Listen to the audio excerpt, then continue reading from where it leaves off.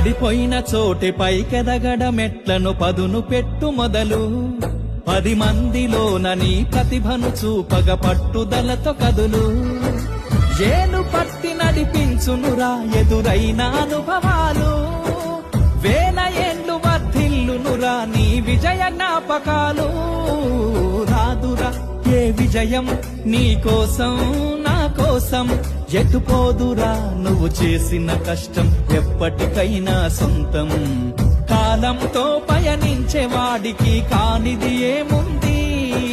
సాధనతోనే సాధ్యమవ్వునని సదాశయంతో సాగర ముందుకు రాదురా ఏ విజయం నీ కోసం నా కోసం ఎటుపోదురా నువ్వు చేసిన కష్టం ఎప్పటికైనా సొంతం